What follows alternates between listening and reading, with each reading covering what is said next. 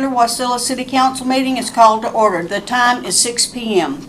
Before we begin, council, please put away cell phones. If you have personal business during the meeting, please move for a recess.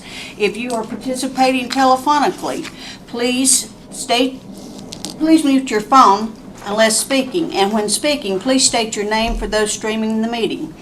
As a reminder to all attendees, this meeting is being streamed live. The camera is located directly in the back of the council chambers above the clock. And Robert's Rules of Orders is a parliamentary authority for council meetings under Wasilla Municipal Code 2.04.090. Under this authority, I respectfully request council observe the following. Kindly seek recognition before speaking. That no member speaks more than twice on the same motion without an affirmative vote on a motion to suspend the rules. That no member speaks a second time until everyone who wishes to do so has spoken once. The purpose of recognizing these rules is to ensure the right to speak is equally respected and that discussion is not dominated. Madam Clerk, please call the roll. Thank you, Madam Mayor. Councilmember Sullivan Leonard. Here. Councilmember Graham. Here. Councilmember Johnson. Here. Councilmember Brown. Here. Councilmember Vlock. Here. Councilmember Rubio. Here. You do have a quorum, Madam Mayor. All members are with us in council chambers except Councilmember Graham, who is participating telephonically. Thank you. Please stand for the Pledge of Allegiance, and Mr. Brown, would you lead us? Yes, ma'am. I pledge allegiance to the flag of the United States of America and to the republic for which it stands, one nation, under God, indivisible, with liberty and justice for all. Thank you, sir. The first item of business is approval of the agenda. Are there changes to the agenda? Hearing none, the agenda will stand as presented. We are on to special orders of the day. We have a proclamation honoring Flag Day, which I will read. City of Wasilla Proclamation honoring Flag Day. Whereas the Second Continental Congress adopted the American flag on June 14, 1777, and whereas in 1916, President Woodrow Wilson marked the anniversary of that decree by officially establishing June 14th as Flag Day.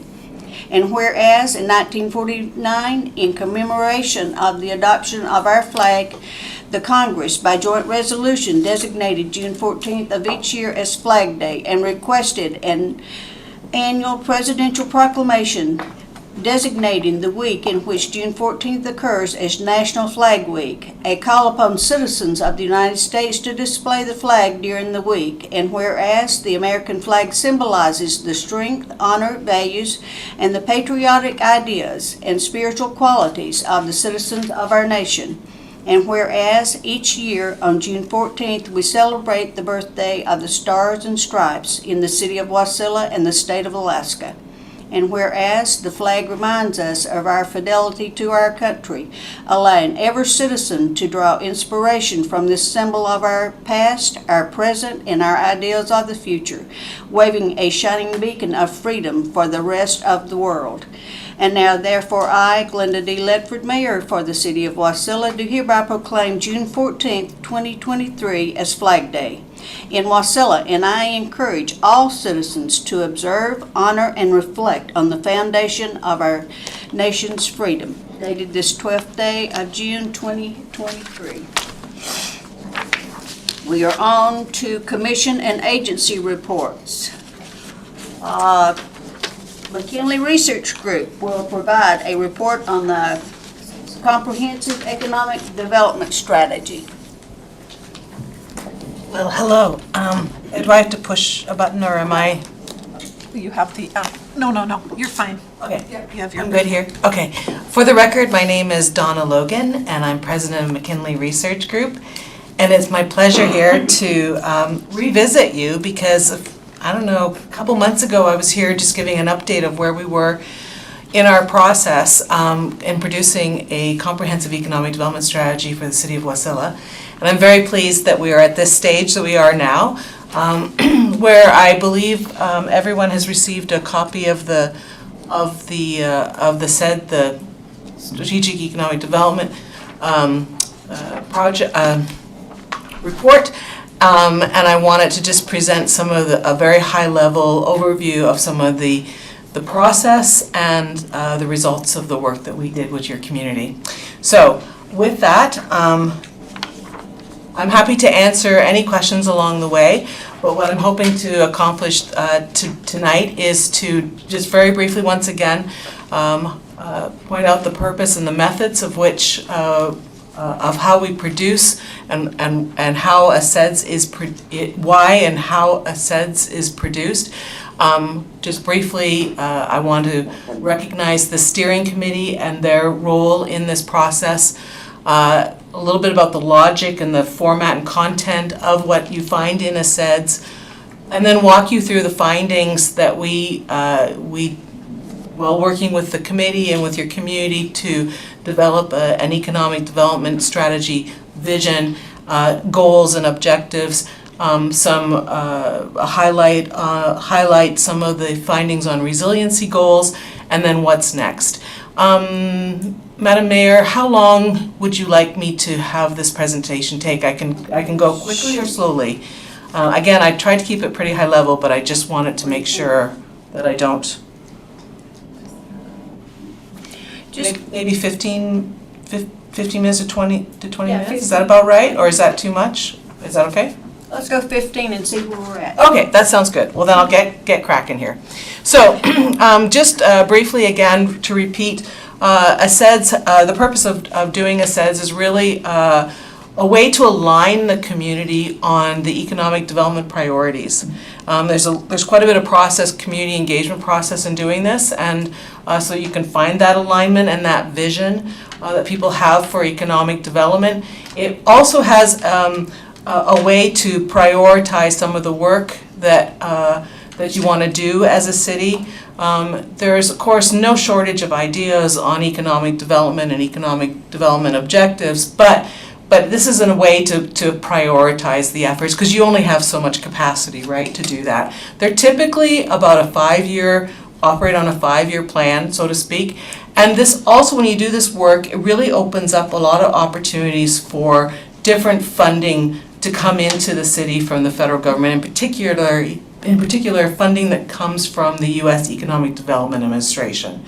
And also, this kind of work is required if you want to consider becoming an economic development district, and that may or may not be something you want to do. It is something that came up through our discussions when we were working with the community on this work. So there's several methods that we use throughout the process, and this is a fairly prescribed process, I would say, by the federal government. They have found that this is an approach that works really well.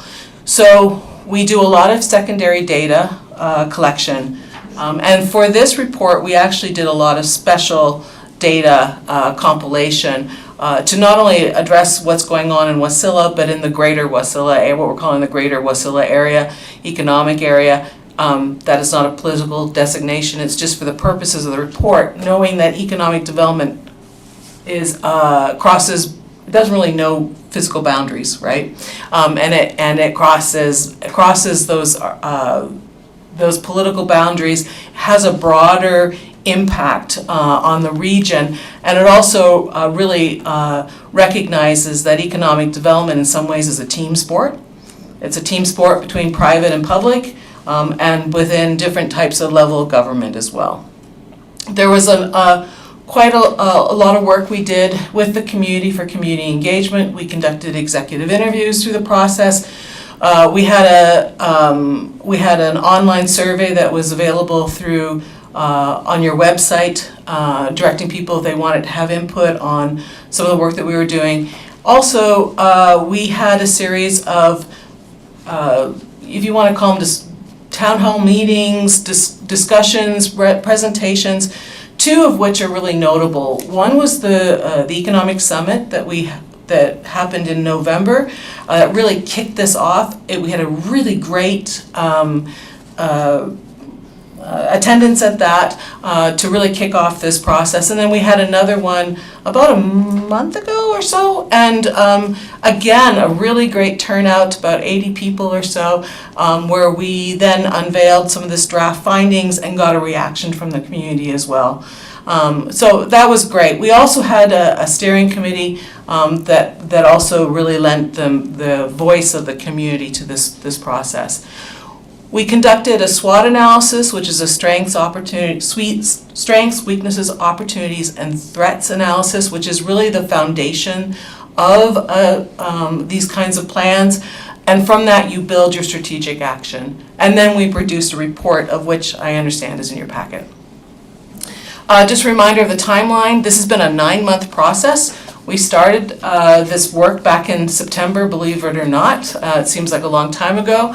But I'm very pleased that we were able to stay on our schedule. And the intent of presenting it to you today is that you will have a chance to review it, approve it, and then it will be put forth to the U.S. Economic Development Administration for their acceptance by the end of this month.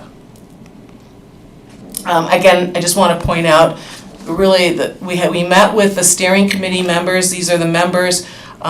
We had someone here, Council Member Brown was part of that, certainly the mayor, and we had other industry folks that represented a variety of industry, so that we could get that cross-pollination and just different perspectives in the room. We met 3 times with the group, and I will tell you this, they rolled up their sleeves and worked really hard. And having done this in a number of communities, really hard, and we were very productive. I was really, really pleased with the work that was done.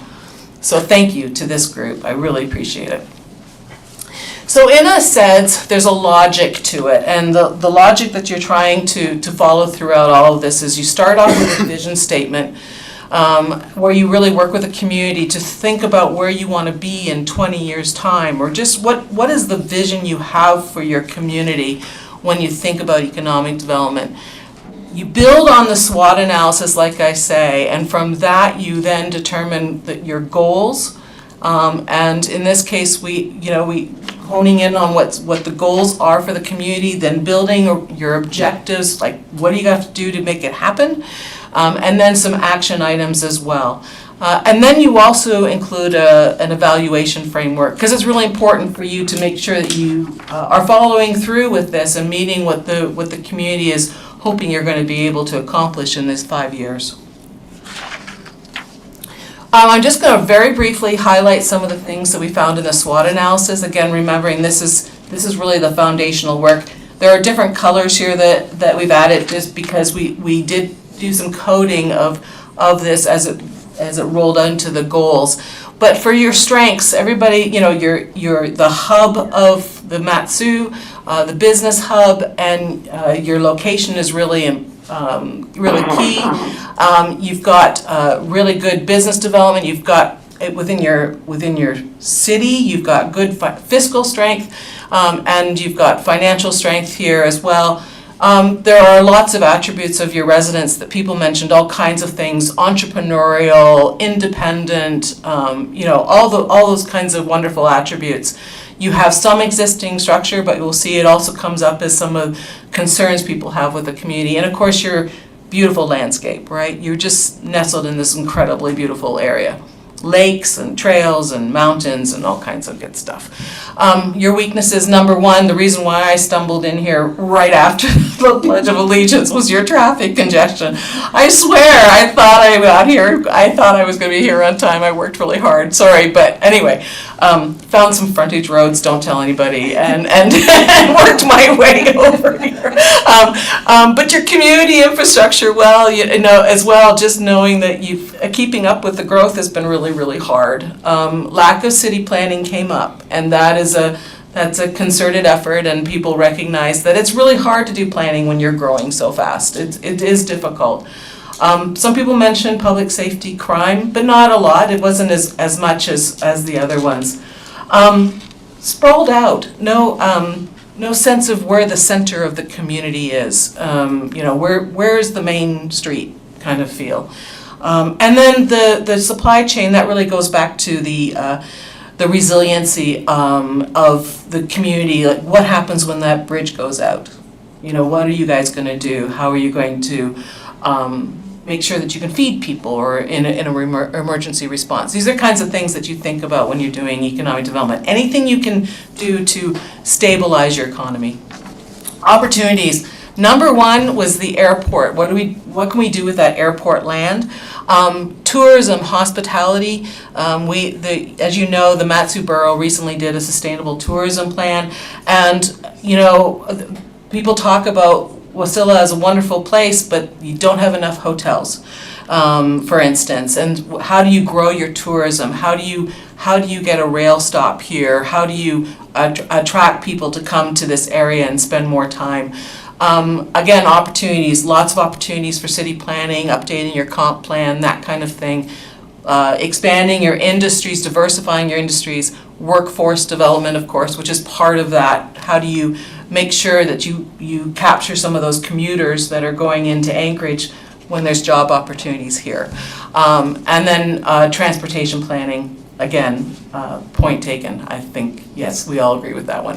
And then as threats, these are the external things that are going on that you may not have much control in, but they're just there and you have to think through it. And overregulation is something that people mentioned. Some folks in the country, even the state, whatever, that are anti-development, that may be impacting what's going on in the general economy of the state.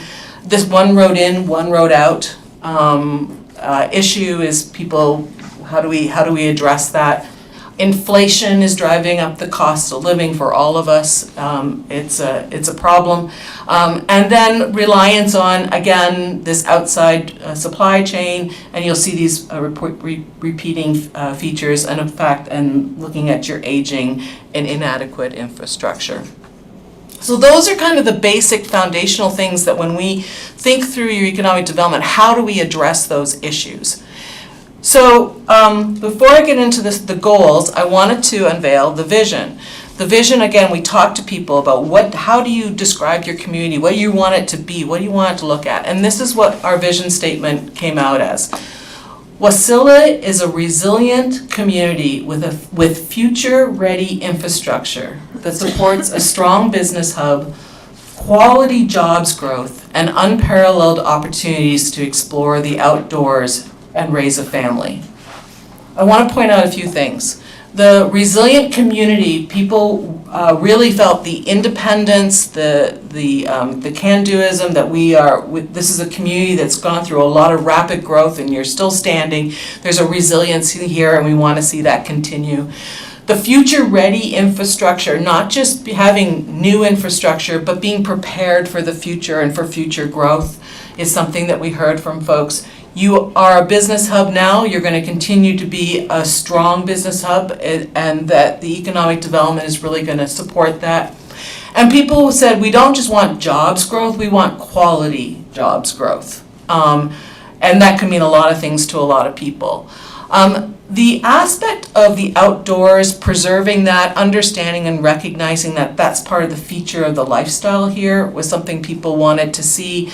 And raise a family. That has all kinds of connotations in my mind, and it did with others. Raising a family kind of, it conjures up images of healthy lifestyle, a great place for kids, a great, just lots of a safe place, those kinds of things. And so this is the vision statement that came through with the work that we were doing. And it seems to be resonating with the community. We were really pleased when we unveiled it. It seemed like people were really happy with it. And again, this is your vision statement. This is not ours. This is just hearing from folks as we go through the process. So talking about the goals, there are 3 overarching goals. And the first goal is around improving infrastructure to support your economic resiliency. So the goal statement that was defined here is to improve regional connections and attract new business opportunities with modern infrastructure that meets the needs of residents, visitors, and businesses. I'm going to go quickly through these, but the number one objective that we heard over and over again was upgrading your water, your wastewater, and your stormwater infrastructure. In the report, you'll notice we have some information about the growth in your, the use of your folks coming onto your water system, for instance, and how that's really been quite a rapid growth process, but also you do have some pressure issues as well. Stormwater, it's a compliance issue. These are things that you need to take care of. The regional transportation infrastructure being two, there's a lot of efforts being done on there and people can appreciate that, but a lot of additional work is still needed. Looking at recognizing that while it's the utilities that will be themselves doing the upgrade to and improving the broadband access, as a community, it's kind of keeping the pressure on them to make sure that that work gets done, because we all know to be competitive in this economy, you've got to have really good broadband. And that's really important for growth as well. Housing development, housing's a big issue across most of pretty much every community that you talk to, certainly in Alaska. That's the number one issue, but how do we increase some housing development within your city limits? And then this resiliency around emergency, food security, and working with the agriculture industry as well. So how do we expand those opportunities so that you are putting yourself in a building some resiliency, some redundancy, if, for instance, something does happen to a bridge or whatever. Colleen has a question. Yes, please. Quick question, if I could. So, just with regard to increasing housing development within the city of Wasilla limits, your review is certainly the greater Wasilla area. So, if you're defining housing within just a small perimeter, but your study is larger, are you looking at more dense housing then within city of Wasilla limits, kind of like what Anchorage is looking at? Or would you expand out this particular objective to the larger area as opposed to just city of Wasilla? It was really focused on the city of Wasilla, and some of that is how do we look at, it was, first of all, do some analysis on the housing in Wasilla. There's some limitations to how deep we can go with this, and this is one of the action items under that category. But there was discussions around, is there more opportunity for some changes in zoning, for instance, or other things that could allow for more housing development within the Wasilla city limits. So it's about zoning for one, but also different types of housing and supporting different types of housing development within the city as well. It was really about within the city in this case, but it's a much broader issue as well. So just to follow up, if I can, Madam Mayor, with regard to different types of housing, I know in years past, we had tried to put together just that expanded form of housing where you have a business down below and then housing above it. But one of the difficult pieces on that is your anchor tenant. So downtown Wasilla, we have areas where it's a secondhand store and then you've got housing on top of it, but it wasn't what we really wanted. You know what I mean? Mm-hmm. So was there discussion on that, on what kind of... So there was a desire for development you mixed-use want? housing, they call that mixed-use Yes. housing, and there was definitely a desire to explore what the potential is and what the barriers are to that kind of development. Sure. They are hard developments to do. It's hard to do in Anchorage. It will be hard. But again, looking at what some of the barriers may be for that, does it have to do with permitting? Does it have to do with zoning? Does it have to do with any other kinds of city ordinances or something like that might be barriers to be removed? I don't know the answer to that question, but that's the type of thing that people are interested in learning more about. And I know I'm not supposed to go twice, but can I go ahead with this question here? We'll let you this time. There's no question. All right. Oh, okay. So was there discussion then on annexation? Because as you look at, what the perimeter is for city of Wasilla and then discussion of housing, Was there talk about annexation Not- further out of what our, During some of the, like the summits and such, it did come up a little bit, but it wasn't something that was discussed at length, and it's not one of our recommendations that came out in this work. But yes, it did come up in conversations and when we were working with the public, we heard that issue. all right, thank you. Yes, of course. Moving on to the next goal is around diversifying your economy. You've got a lot of retail industry, for instance, and service industry, but how do we attract new businesses and industries to boost the economic resilience, of course, and also really strengthen the high-quality jobs in Wasilla. So some of the objectives that came up around that was to attract new industries, that, you know, they could be around manufacturing, they could be logistics, value-added, tech type jobs, tech hub type jobs. Also looking at increasing workforce training, of course, which is something that everybody is looking at. But how can the city play a role in helping to coordinate some of that training and those opportunities within Wasilla. And then really looking at becoming a visitor and recreation hub. There's quite a few ideas that people had on the types of things you can really be doing to develop that industry here in Wasilla. Again, at a high level, the last goal was to improve community connections to promote resident well-being. This comes up a lot when you're doing economic development planning. You know, there's a difference between economic development and community development. Economic development is about creating wealth that then supports community development. And community development, but they go hand in hand. And we also recognize, though, that part of your ability to attract industry, for instance, new businesses, and having that environment where people feel connected and there's a well-being there is part of the incentive for people to come here, right? To visit or to work or start a business. So this goal is around fostering a community that is continuous opportunities for resident connection, and also recognizing that there's still a natural environment that's part of your quality of life and an expectation of living here. So the objectives included build an attractive Main Street district. We heard that over and over again. How do we get people together? How do we have a way for people to identify as this is the downtown core? Looking at opportunities to increase year-round events, and I know that the city of Wasilla has been looking at this, but it's a way again to bring your community together in fun ways, but also kind of celebrating your community. And then 3, how do we improve upon existing recreation assets, and that could be indoor or outdoors, such as, for instance, you've got a spectacular, your Wasilla Menard Center. What more can be done with that, as an example? For each one of these goals, there is for each one of these objectives, there is an action plan. Lot more detail in the report when you look at it. So that includes who would be your partners in this process. It's not just the city of Wasilla.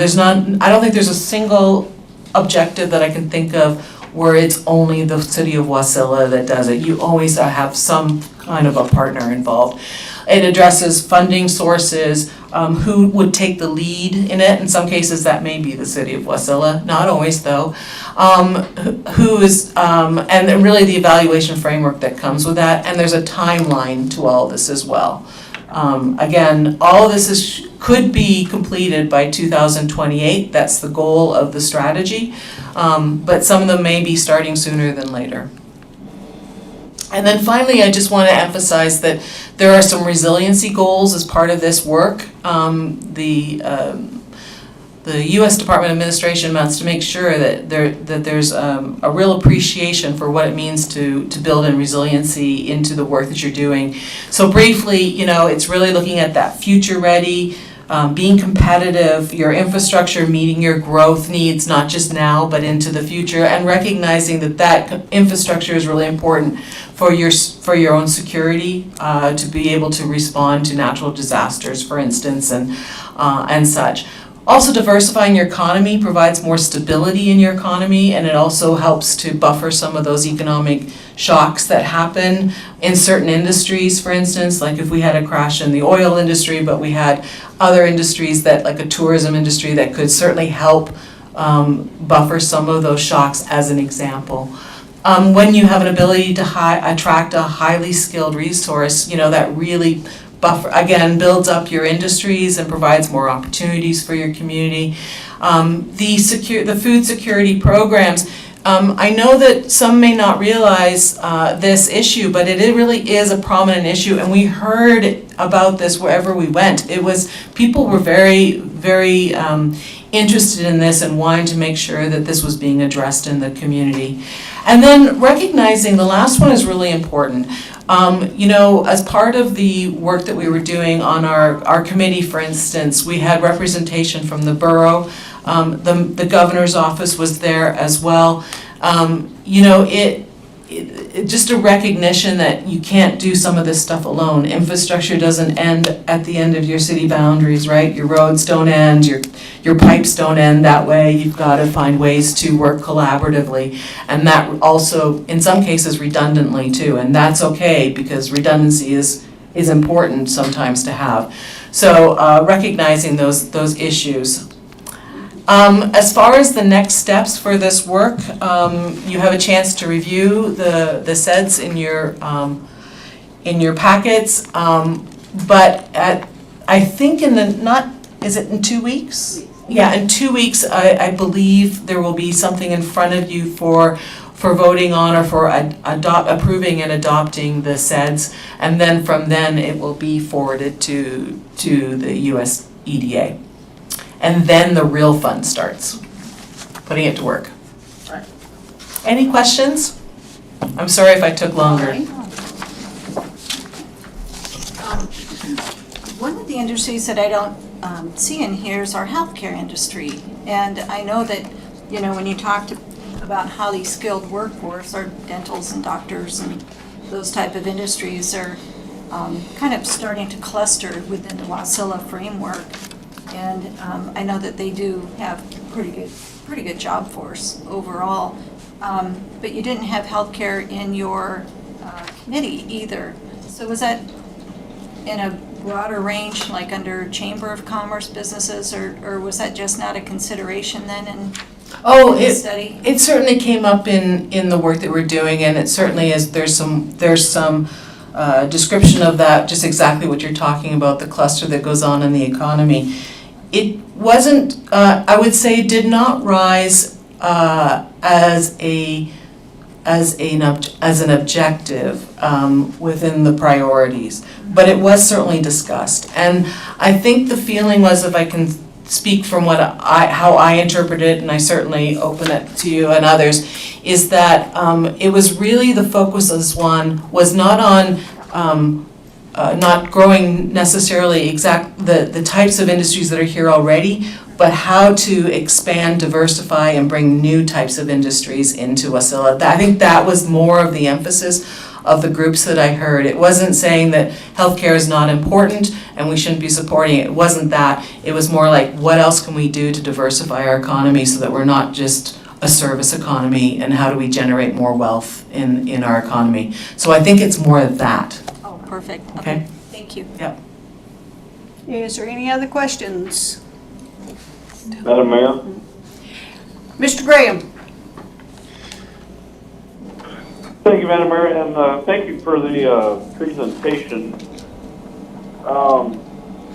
I guess my question is, we do have a comprehensive plan, and part of what's saying lined up with the comprehensive plan. So if we accept this in a couple weeks, is this overriding our comp plan as far as EDA is concerned, or will we have two documents in opposition to each other? How do we deal with that? Thank you.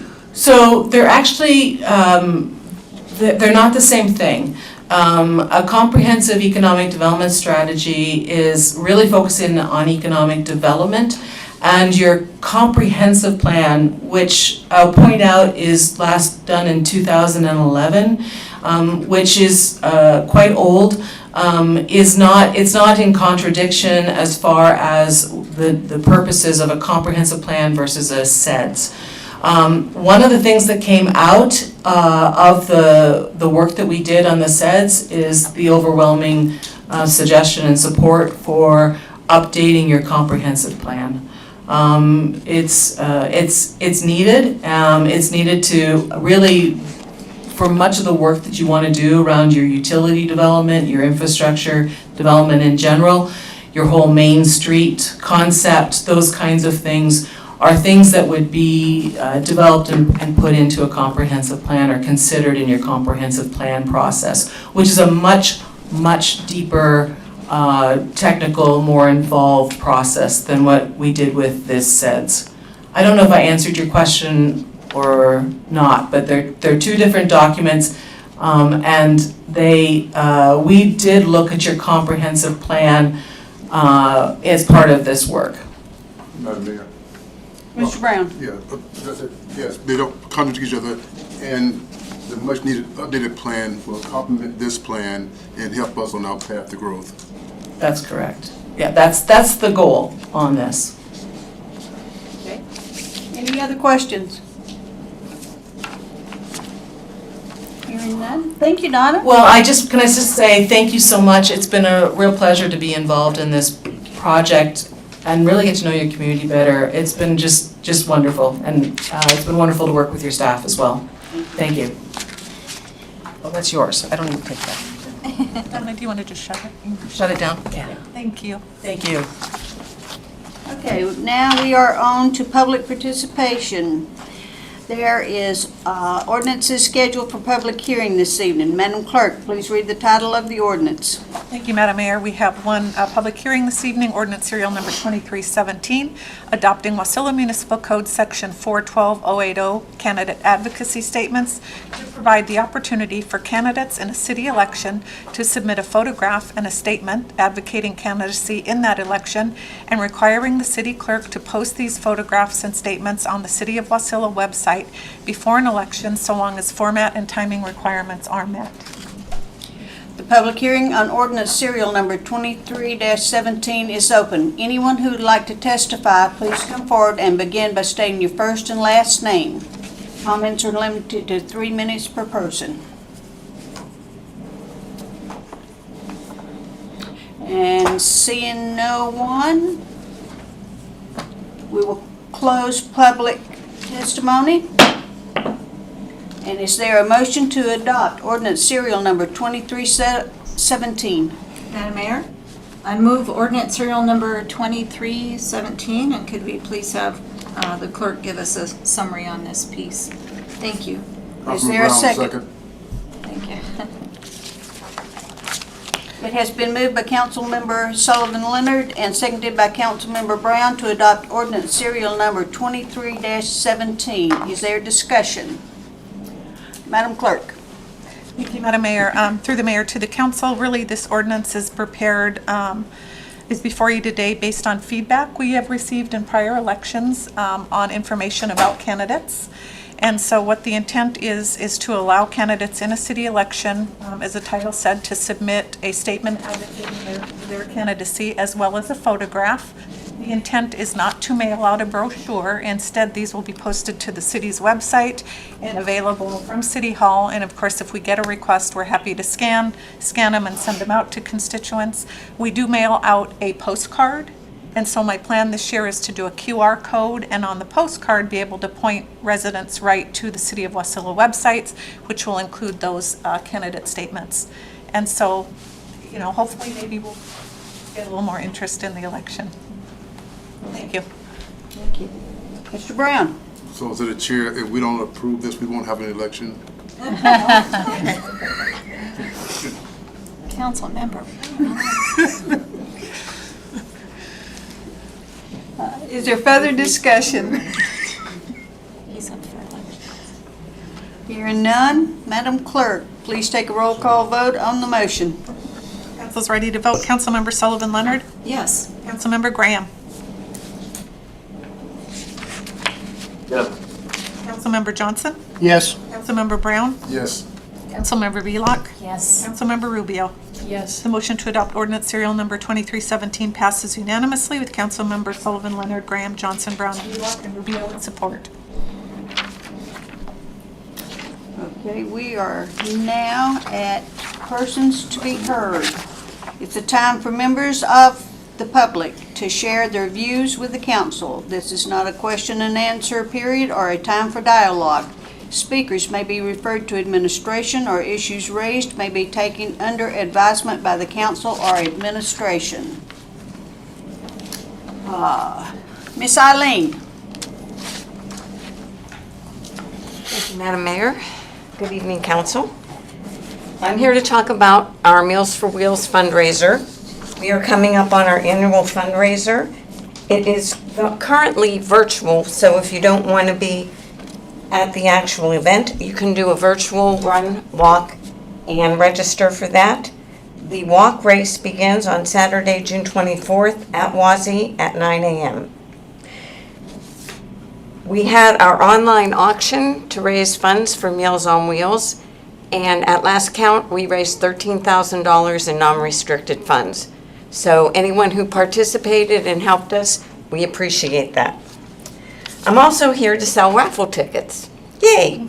We have our adventure package, and we will be at the end of that. The drawing will be on June 24th at noon at the Miles for Meals Walk. Tickets are $20. It is a helicopter tour and glacier lodge package with one night stay and dinner for two at the Knick Lodge and a helicopter ride over the glacier. I do have tickets if anyone's interested. And that's it. Thank you so much. Eileen, how many tickets you got left?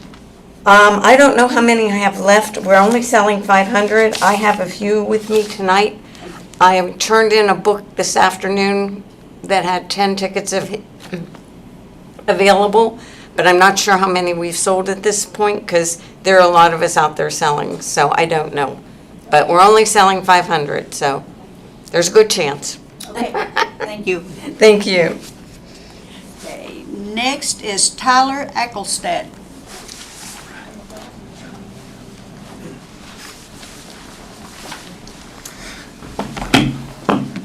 Hey guys, thank you. May begin by stating your first and last name. You have 3 minutes. My name is Tyler Ecclestad. I'm here on behalf of Alaska Safe Riders, myself and Mike Buck here. I am the vice president of the organization. We are a 501c3 nonprofit. With our initiative is promoting the safe riding of off-road vehicles through educational programs. Give you a little history real quick before Mike goes into what we're here to request of or talk to you guys about. Would be, as an organization, we teamed with Iron Dog this year, which is a local snowmobile race, obviously, to help spread. We distributed roughly 500 helmets through rural Alaska through our organization. We did roughly 40 training seminars stretching from all the way to Barrow. I personally did a few in Kotzebue, Palmer, and Chugiak. As I said, our main focus is promoting the safe riding of off-road vehicles through educational programs. It's a much needed issue here, especially in the valley we see. With roughly, we're seeing in 2021 and 22, we had over 300 incidences involving ATVs and UTVs just here in the valley, predominantly youth, and that has been our main focus. So I'll let Mike continue with a few other things with what our request is here. So we've had a lot of Mike Buck with Alaska Safe Riders. Thank you. We've had a lot of success with our program this year. We received an award at the Governor's Safety and Health Conference this year for our programs and our achievements, a Special Achievement Award. Then with that, we were able to go to the governor's office and ask for a proclamation, and that was just released, and it's an executive proclamation for ATV and Off-Road Highway Vehicle Safety Awareness Month, and that's going to be in July. So we're putting together a media campaign now for July. We're going to really try to hit on a lot of radio ads and print ads as well, mostly here in the valley. And our total program cost is going to be about $15,600 is what we've got as far as a budget goes. So we've come to you to ask for a contribution of $5,000 towards this program, towards the PSA announcements, and that's going to be basically toward safety PSAs and also the laws and regulations for the area, because there's a lot of regulations that people just don't know are out there. I think there's a lot of folks that just don't realize what the laws and regulations are. Okay. So that's our ask. If you have any questions, I'd be happy to answer those. Any questions? Seeing none? Thank you, sir. Okay, thank you. Next is Tim Smith.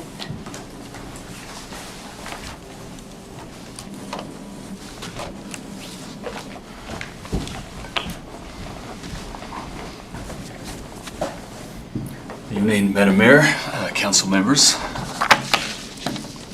So my name is Tim Smith. I'm the Chief Executive Officer of a company called US Gold Mining Incorporated. I want to thank you for your time today to bring attention to ourselves and our gold copper project located just 100 miles from Wasilla, to the west of Wasilla, which is called the Whistler Copper Gold Project. It's the nearest large gold copper project to Wasilla and Anchorage. It comprises 377 state of Alaska mining claims over a total of almost 54,000 acres. The purpose for this evening's presentation is to provide some information about the company, to express our support and reliance upon the proposed West Susitna Access Road, and to also request a letter of support from the City of Wasilla for the Whistler project. A little background, US Gold Mining Incorporated launched recently via an initial public offering back in April. We listed on the NASDAQ stock exchange and raised $20 million. The use of proceeds of that $20 million is to advance the Whistler Gold Copper Project. Currently, the Whistler project is an exploration stage project with defined resources of gold, copper, and silver already in the ground. Our company's objective over the next 2 years is to grow and further define the resources and undertake mine engineering studies, environmental baseline studies, to complete a preliminary economic assessment. The resources of gold and copper comprise, in the indicated category, 3 million ounces gold equivalent at a grade of 0.79 grams per ton gold equivalent, and an additional inferred category, 6.4 million ounces of gold equivalent at a grade of 0.63 grams per ton gold equivalent. It's a very large, undeveloped gold copper resource. Our anticipated budget for 2023 comprises just under $9 million, of which we expect to expend a significant percentage locally in the engagement of contractors and consultants, including drilling, aviation, camp and logistics operations, and also equipment supplies and consumables. We support the state's Roads to Resources initiative to provide access to Whistler via the proposed West Susitna Access Road. The future potential mine will not be feasible, we believe, without a year-round industrial purpose road. We've not yet completed our own economic studies into Whistler, but we would refer council to the various studies undertaken by ADA and also by McKinley Research, who recently published in October 2022 a study entitled Economic Impacts of the West Susitna Access Road Development. In closing, I look forward to providing further updates. Happy to take any questions if there are any. Colleen. Hi, Tim. Nice to meet you. So your request then is for a letter of support or a resolution of support for West Susitna, or more specific to the Whistler project? Specifically to the to the Whistler project. I think it was interesting to follow on from the McKinley research in terms of the future-ready infrastructure that you already have here in Wasilla, and some of the objectives, including development of additional regional transportation infrastructure and attracting new and diversifying industry. So I think, what we've been saying is that we have launched this new company on the back of the proposed West Susitna Access Road. If you build it, they will come. So here is new industry arriving on the doorstep of Wasilla. We see a direct connection via that West Susitna Access Road from the mine to the Port of Mackenzie, and Wasilla is the closest city via that road. We hope to be able to engage significantly in the years to come through the exploration, the development, and ultimately the mine production of a potential future mine at Whistler, in terms of employing and engaging local businesses for the supply of equipment and consumables from the Wasilla city. Madam Mayor, just to follow up, I think that's fantastic. I've worked really closely with West Susitna, and as you know or may not know, the history of Wasilla's town started with mining. So I think we're a good city to be able to support something like this. You followed good timing with the CEDS report with regard to economic development in our region, especially for the greater Wasilla area. So if council's A-OK, I'd be happy to help support this and get a resolution moving forward for you. Thank you. Mr. Johnson? Madam Mayor, Tim, sounds like an exciting project. As we have in the state of Alaska have wrestled with the copper mine and wherever, senior moment here. What obstacles and hurdles do you see for your particular project? Well, the building of the road is critical. As I mentioned, we don't believe that Whistler will be economically viable if we don't have a 365-day of the year access road to convey both equipment and materials, consumables to the mine, and then to bring gold copper concentrate out. So that is certainly a critical, it could be a showstopper if the road was not developed. Additional risks are, of course, ongoing exploration risk, which is always, any project is susceptible to that, and of course, global commodity prices, the price of gold and copper. Madam Mayor? I'm sorry. Just Karen, one go ahead. follow-up question then. Do you expect any really strong opposition to the project in terms of tribal lands or other politics that would be going on opposing this project? I think any development opportunity would expect some level of opposition, and certainly we're undertaking, we have very strong values and a very strong focus on gaining social license, undertaking environmental baseline programs that will allow us to understand how we can build the mine sustainably. Ms. Vlock? Yes, Tim, thanks for coming. How many miles of road are we looking at for that access road? I believe it's about 100 miles Okay, in round numbers. okay, thank you. Any other questions? Thank you. Thank you all for your time.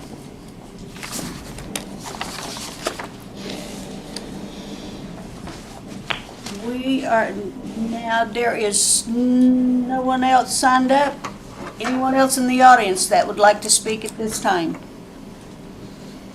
Okay, we are now at the consent agenda. Madam Clerk, please read the title of the items for approval under the consent agenda. Thank you, Madam Mayor. We have special meeting minutes, May 10th, 2023, May 11, 2023, and May 15, 2023.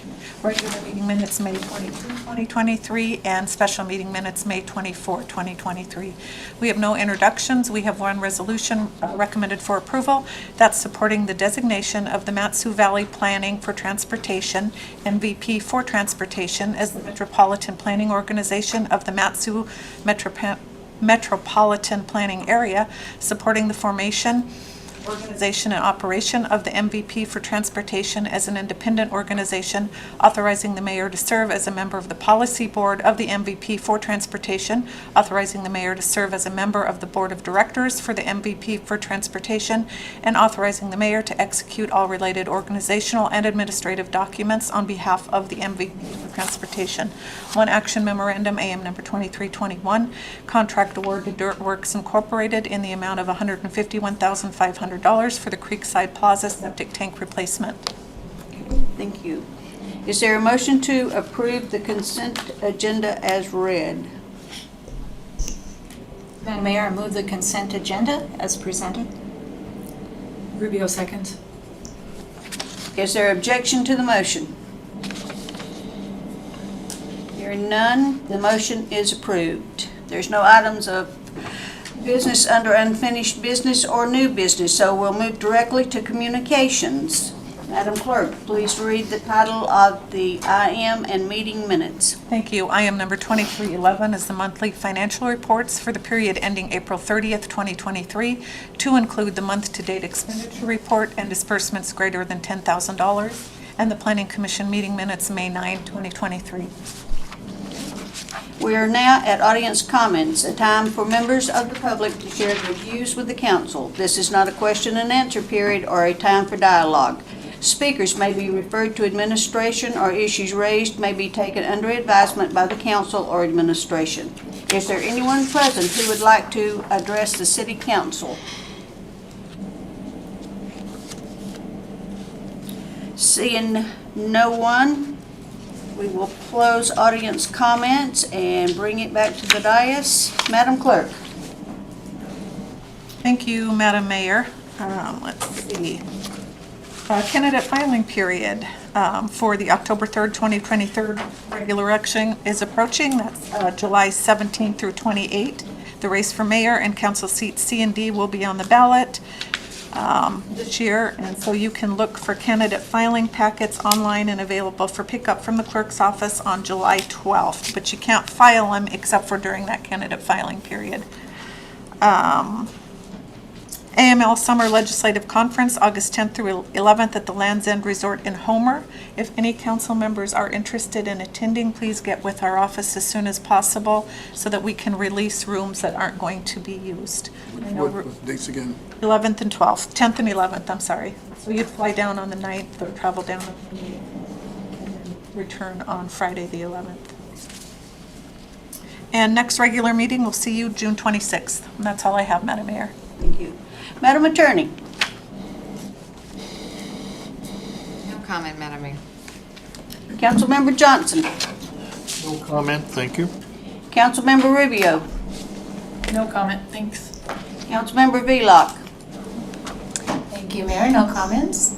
Councilmember Brown. Thank you, Madam Mayor, no comments. Councilmember Graham. Thank you, Madam Mayor. I would request an update from our public works department, the project that's occurring over by the train depot. We could fill us in on exactly what that project is, what the project completion date is, and how that's affecting city property for their. Public Works. Thank you, Madam Mayor. So an update on the depot project. This is the first phase to create some defined parking areas and the defined depot access road. So this was in the works before I joined the team, but what you have been seeing is material moved around that site to create two parking lots, excuse me, and a access road that will go right between the depot and there's a parking lot across the street, and then there'll be a roundabout that stays on the first parcel. You might remember that we bought a second parcel that has the huge rocks on it. That phase of the development hasn't been designed yet, so there'll be a turnaround spot. It'll have the turning radiuses that a bus requires. Our goal is to have the infrastructure in place by the end of the summer where the railroad, Alaska Railroad, could move their whistle stop access to the depot. We've been talking with the railroad. They have printed documents that make them hesitant to move the whistle stop. We're hopeful that we can convince them that it's a safety issue and alleviate those concerns by working with them as a partner to move the whistle stop as soon as possible. What we've also seen is the grading between the depot and the railroad tracks so that a person can walk down to the tracks. We met with a railroad engineer last week. Our plan had been accepted by the railroad, but now that it's been built, they have some minor modifications they want us to provide right against the tracks. It's actually a benefit to us. The ballast that the railroad uses, that last 7 or 8 feet of the ballast walking up to the tracks was not really pedestrian friendly. And now that they've seen it constructed as they agreed to originally, they want us to address that and so have a much better graded portion right up against the tracks. And it just took a little bit of on the ground review with their engineer to decide to make that change. That change requires that we wait for another railroad observer to be available. So unfortunately, that work's gonna need to take place in a couple weeks, up to 4, when a railroad observer is available, because when operating within the railroad right-of-way, they must have one of their employees on site at all times, making sure that the track is in safe condition and that we followed their protocols. We anticipate paving at least the depot road, but hopefully the parking lots within the next 3 weeks. So you'll see work pause for a little while. You'll see grading start for the asphalt, and then hopefully it's black here in about 3 weeks. And then you'll see us remob to finalize that grading against the tracks. And then it will be a coordination project with the railroad to try to get the train to stop there and unload and offload passengers and not use the old whistle stop right at KGB that stops traffic for 10 minutes or more during that loading process. So we're continuing to have that dialogue and try to make our case to make that switch sooner rather than later. And it's definitely our goal in the long term to have the railroad change their printed manifest documents so that passengers understand where the new depot is. It just takes some time to get that in the official paperwork that the railroad uses. Okay, thank you. And if you could, looks like there was some stormwater improvement project happening as well. There's also some involvement of the property south of Depot Road and I guess it would be west of South Broward Street. Could you go to those things? Eric, could you understand him? I think so, Mayor. So the Roberts Road project is a paving project that was scheduled to take place last year. It was delayed by the wet weather. So the Depot project and the Roberts Road project were kind of merged together. So there have been storm drains installed across at strategic crossing points to move storm water into several infiltration basins. The Depot lot had been kind of a material wasting area, so there were a lot of unsightly piles, there were mixed materials. During the Roberts Road and the Depot work, a lot of site grading had been done to borrow material for where we needed it for parking and to smooth out lumps and bumps and just make it look nicer. So we have a really nicely graded site. We have really nice parking lots graded out. We'll have them paved soon, and we'll also have some strategic and well laid out storm drain infiltration zones on several sides of Roberts Road and Depot Road that will service both during the summer and for snow collection through the winter. Okay, thank you. Anything else, Mr. Gray? And it looks like, and it looks like it's project is moving along very well. So it looks like what's happening there, which is great. And nothing else for today. Thank you. Thank you. And Mr. Graham, our condolences for the passing of your father. Thank you, ma'am. Okay, Councilmember Sullivan Leonard. Thank you, Madam Mayor. I just want to make acknowledgement for the Community Economic development strategy, all the work done by the committee. Thank you very much, Councilmember Brown and Crystal Nygaard and Mayor Ledford. Thank you so much for all of your work on this. It's really exciting for me to see it all kind of come together, compiled, and in format, because we've known for years how exceptional Wasilla is. And now to be able to have it in print form to show not only the national economic development group, but also just Alaska in general. You know, people think that when they travel through, it's just, you go through Wasilla to get to Big Lake or Fairbanks, depending on where you're going. So when they talk about road north and road south, I mean, they're not wrong, but what they miss is just, you know, what a jewel of a town Wasilla truly is. My husband moved here in '84 from out of state. I moved here in '96, but certainly was here more often than not prior to '96. But, you know, just also seeing some of the history of Wasilla. For example, when you talk about food shortage, the challenge we have with food security, I mean, we just passed a resolution with regard to Knick Arm Bridge. That's perfect segue to say, where are we building our bridges? Where are we building those connectors so that if Parks Glen is damaged, are we getting goods and services then coming our way either from another route, another bridge, what have you? And so that's a big piece. They also talked about developing downtown Wasilla in a way that is enhanced for it to be kind of that charming downtown walkable Wasilla feel, and it's such a difficult piece because as we're moving forward to have Main Street and Yenlo, those couplets, the one-way streets, that divides out downtown even more. So we just did downtown overlay, trying to figure out how to improve downtown Wasilla. Actually, the challenging part was to define downtown Wasilla. You know, where does it begin? Where does it end? How do you tell people where to go for downtown Wasilla?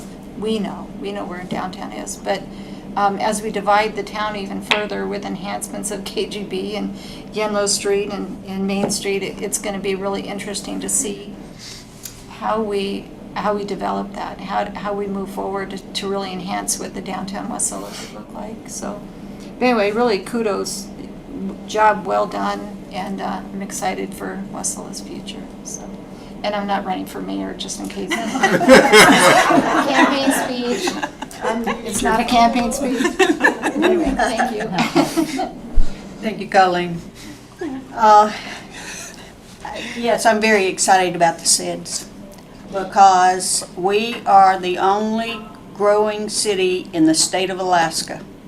And if you look at a wheel, the center of it is called a spoke, and that's what we are. Because no matter what you're doing, you're going through Wasilla. And if you make the mistake to just go on through, you'll never know what you missed. But trust me, you've missed a lot. And most of you know we went to DC, and that was great. Even our federal delegation, they're all excited about what we're doing here. And anyway, I met with the Postmaster General, and so when I went into Senator Sullivan's office, I don't know how much this says about me, but he had a picture of me meeting with the Postmaster General. So I told him when I left, I said, you tell him that we have not had a team come out yet, and they had called my office that day and set up a meeting. So they're coming next week. Hopefully we'll get the post office up here moved before the snow flies. We can only hope. Of course, that may be tomorrow, the way the weather's going. There's no snow on the mountain. But anyway, thank you guys, all of you. I appreciate every one of you. The staff, we're only as good, we're a team. And we're only as good as the team, not just one. It takes us all. And it also includes the council members. And I think we're all on the same page about moving Wasilla forward and to continue with the growth in whatever that our kids, our grandkids, whatever, they have a good living wage job that they can have here. and not have to, when they go to college or wherever, go outside to school, they never come back. So we need to keep our kids here because, we're getting old. So, at least I am. But anyway, thank you very much. And now I will excuse the directors for the remaining of the meeting. And we are now at executive session. Madam Clerk, please read the title of the executive session. Thank you, Madam Mayor. This is the annual review with the city clerk. Okay. Madam Clerk, do you want your review conducted in open or executive session? Well, typically, we've always had it in executive session, but I move for executive session, Madam Mayor. Okay. There's a motion to move to executive session. Is there a second? I second. Okay, it has been moved by Councilmember Brown and seconded by Councilmember Rubio to enter executive session for subjects that tend to prejudice the reputation and character of any person, provided the person may request a public discussion. The purpose of the executive session is to conduct the annual review of the city clerk. Those present in the executive session will be the entire city council and the city clerk. Is there discussion on the motion? No discussion. Hearing none, the motion is approved. The council is entering executive session at 7:11 p.m. Councilmember Graham? Yes, ma'am. Would you like to exit here, and then I will call you from the conference room? Yeah, you can give that a try. My phone's been in and out. Yeah, that'll work. Okay. Thank you, sir.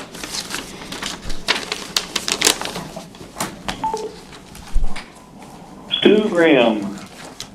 Here, is there a motion to exit executive session? Madam Mayor, I move that we exit executive session. Councilman Brown, second. It's been moved by Councilmember Velock and seconded by Councilmember Brown to exit executive session. Is there objection to the motion? Hearing none, we're back on the record at 7:30. Is there a motion, council? Yes, Madam Mayor. I move that we authorize the annual step increase for our city clerk, Jamie, from 25H to 25I, effective July 1st, 2023. Rubio seconds. Okay, it's been moved by Councilmember Velock and seconded by Councilmember Rubio to do whatever Velock read into the record. Is there discussion on the motion? Colleen. I just wanted to say thank you publicly to our municipal clerk, Jamie Newman, for all of her hard work and dedication and service to our city, for our council, and for all the work she does. It's just exemplary. And again, it's very heartfelt. Thank you. I've known you for a long time. Long time. I appreciate you very much. Thank you. Okay, is there further discussion? Is there objection to the motion? Hearing none, the motion is approved. With no further business at hand, I'm adjourning the meeting unless objection is raised. Hearing none, the meeting is adjourned at 7:32. And Jamie, just let me say that I second everything Colleen said, and I definitely approve